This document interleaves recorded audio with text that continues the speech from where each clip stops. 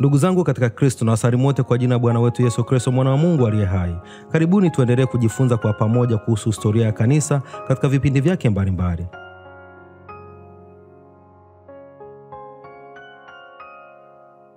Katika sehemu ya 6 tulipanga kujifunza kumuhusu Kaisari Konstantini na uhuru wa kanisa.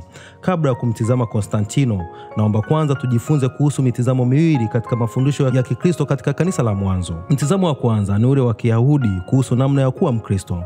Mtizamo wa pili ni ule wa Kigiriki juu ya namna ya kuwa Mkristo. Hii ni baada ya kuharibiwa kwa mji wa Yerusalemu mnamo mwaka 70 baada ya Kristo, tukio lililoambatana na kubomolewa kwa hekalu ambalo halijajengwa tena hadi leo. Pia tutajifunza kwa kifupi kuyahusu mafundisho ya Paulo wa Samosata kumuhusu Yesu. Kwa ufupi, kumuhusu mfalme Konstantino ni kwamba alibadilisha historia ya Rumi kwa kukubali na kuupokea Ukristo. Aliweka mazingira mazuri ya sheria zilizowasaidia Wakristo kueneza imani yao maeneo mbalimbali katika dola la Rumi na kwingineko, hivyo kuanzisha zama mpya kwa kufanya Ukristo kuwa kitovu katika mji wa Roma na magharibi kwa ujumla. Tutajifunza zaidi kumuhusu mfalme Konstantino katika episodi zitakazofuata. Baada ya kupata utangulizi huo, sasa tutizame kipindi cha karne ya 3, yani mwaka 200 hadi 325 baada ya Kristo. Kipindi hiki kilikuwa na changamoto mbalimbali kuhusu Ukristo na mafundisho ya Kikristo kwa ujumla. Changamoto hizo zilitokea katika miji miwili ambao ni Antiokia na mwingine ni Alexandria. Miji hii miwili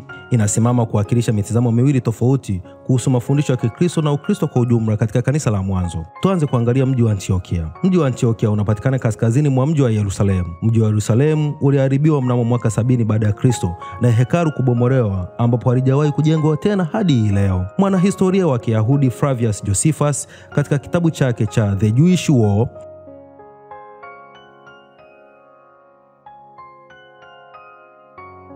anaelezea kwa kina kuhusu matukio katika karne ya kwanza, ikiwa ni pamoja na kuharibiwa kwa mji wa Yerusalemu na kubomolewa kwa hekalu. Baada ya kuharibiwa kwa mji wa Yerusalemu, Wakristo wa Kiyahudi walikimbilia katika miji mingine ili kuepuka umwagaji damu uliokuwa ukiendelea Yerusalemu. Hivyo wengi wao walikimbilia Antiokia. Mji wa Antiokia upo takriban maili 20 ambapo unapatikana kaskazini mwa mji wa Yerusalemu. Hivyo mji huo ukawa kama Yerusalemu mpya. Mji huo ukawa sasa kitovu cha mtizamo mpya wa Kiyahudi, yaani Wakristo wenye asili ya Kiyahudi, kuanza kuelezea namna Ukristo unavyotakiwa kuwa, kwa maana Wayahudi wengi walio Wakristo waliishi hapo. Wakati huo katika mji wa Alexandria uliopo nchini Misri ukawa kama ndio Athens mpya. Ikumbuke ya kwamba mji wa Athens unaopatikana nchini Ugiriki ulikuwa ni kitovu cha falsafa na elimu katika mambo mbalimbali kwa dunia ya wakati huo. Ila hadi kufikia kipindi cha mwaka 70 baada ya Kristo, mji huo ulikuwa ni kama magofu tu. Haukuwa tena kitovu cha mambo mbalimbali kuhusu falsafa na elimu kwa ujumla. Hivyo mawazo mengi ya kielimu na kifalsafa yakawa yanafanyika na kujadiliwa katika utamaduni mpya wa Kigiriki, yani Hellenistic culture katika mji wa Alexandria. Jambo muhimu la kuelewa ni kwamba mji wa Antiokia ulikuwa ukiwakilisha mtizamo wa Kiyahudi kuhusu imani ya Kikristo, yani kufanya Ukristo uwe na mtizamo wa Kiyahudi zaidi kwa kushika sheria za Musa. Wakati mji wa Alexandria uliwakilisha mtizamo wa watu wa mataifa, kwa lugha ya Kiingereza the Gentiles au Hellenistic, yani mtizamo wa Kigiriki, kutizama Ukristo katika utamaduni mpya. Hivyo katika kipindi cha karne ya 3 kulikuwa kama na vita baridi iliyoendelea katika ulimwengu wa Ukristo kutokana na mitizamo hiyo miwili tofauti. Baada ya kuiangalia kwa ufupi mitizamo hiyo miwili kuhusu Ukristo, sasa tumtizame mhusika mkuu aliyekuwa amebobea katika mafundisho ya Kikristo kutoka katika mji wa Antiokia. Mhusika huyo ni Paulo wa Samosata. Paulo wa Samosata aliishi kati ya mwaka 200 hadi 275 baada ya Kristo. Samosata ni mji mdogo unaopatikana takriban maili 20 pembezoni mwa mji wa Antiokia. Paulo wa Samosata pia alikuwa askofu wa kanisa la Kikristo huko Antiokia. Yafuatayo ni mambo yaliyofundishwa na Paulo wa Samosata. Jambo la kwanza alilofundisha ni kwamba alikataa kuhusu fundisho juu ya Utatu Mtakatifu, yani the doctrine of Trinity, fundisho lililohusu Mungu mmoja katika nafsi tatu, yani Baba, Mwana na Roho Mtakatifu. Jambo la pili, alilikataa neno logos kutumika kumaanisha Yesu, yani neno logos lilivyotumiwa kumaanisha Yesu ambaye ndiye neno aliyekuwapo toka mwanzo, naye alitoka kwa Mungu na ndiye Mungu. Injili ya Yohana inaanza kwa kusema, hapo mwanzo neno alikuwako, naye neno alikuwa na Mungu, naye alikuwa Mungu. Tangu mwanzo neno alikuwa na Mungu. Mwisho wa kunukuu kutoka katika Injili kama ilivyoandikwa na Yohana sura ya 1 aya ya 1 mpaka ya 2. Neno logos kwa lugha ya Kigiriki linamuelezea Kristo. Neno hilo lilikuwa linaleta shauku kwa wasomi na wanafalsafa wa Kigiriki, kwa sababu neno logos lilikuwa na maana kubwa sana katika utamaduni wa Kigiriki, hususan katika kumwelezea Mungu, kulingana na wanafalsafa mbalimbali. Hivyo kwa Wakristo kuja na kuwaelezea Wagiriki kuwa jambo lililokuwa linawasumbua muda mrefu kuhusu kumwelezea Mungu, yani kwa kutumia neno logos, kuwa jibu lake ni Kristo, hakika jibu hili la kweli liliwashangaza sana. Wagiriki waliukubali ukweli huo wa Kristo kuhusu maana ya neno logos, ina maana ya neno ambaye ndiyo Kristo, ila Wayahudi walikataa. Pia waliyakataa baadhi ya mambo mengi kumuhusu Kristo. Jambo la tatu kumuhusu Paulo wa Samosata ni kwamba alizikataa aya 14 za mwanzo katika Injili ya Yohana na kudai kwamba hazikuwa katika Injili ile ya mwanzo, bali ziliongezwa baadaye.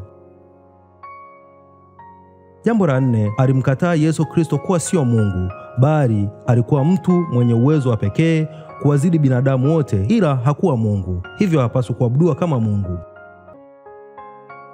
Jambo la 5, aliukataa muunganiko wa Mungu Baba na Mwana.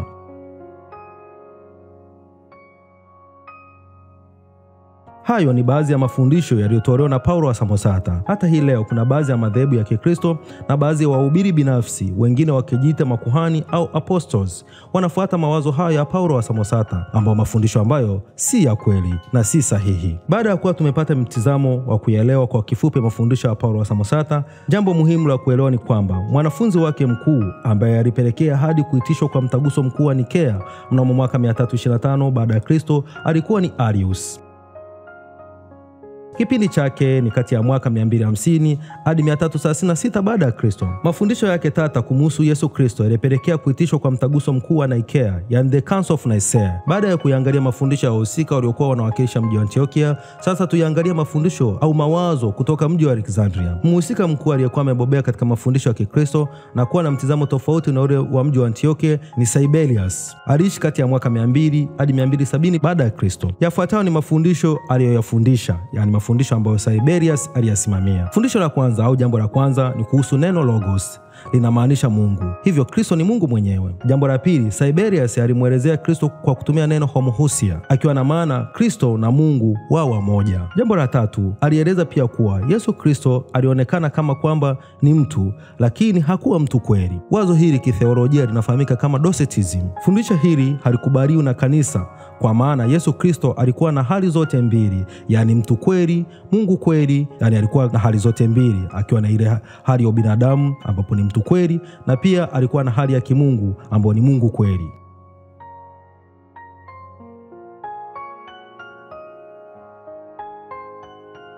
Tuhitimishe somo letu la leo kwa hitimisho lifuatalo kuhusu mafundisho au mitizamo kutoka mji wa Alexandria na ule mji wa Antiokia. Kwa kifupi, tunaweza kusema kwamba mafundisho kutoka katika mji wa Antiokia yalikubaliana na ubinadamu ya Yesu Kristo, lakini walikataa umungu wake. Jambo la pili, kwa upande wa mji wa Alexandria, mafundisho yaliukubali umungu wa Yesu Kristo, lakini walikataa ubinadamu wake. Hivyo waumini walijikuta wapo njia panda, wakijaribu kujiuliza namna ya kumtambua Kristo katika hali ya ubinadamu wake na umungu wake. Mdahalo katika mafundisho juu ya umungu na ubinadamu ya Yesu Kristo umekuwa ukiendelea hadi leo. Mwisho wa sehemu ya 6.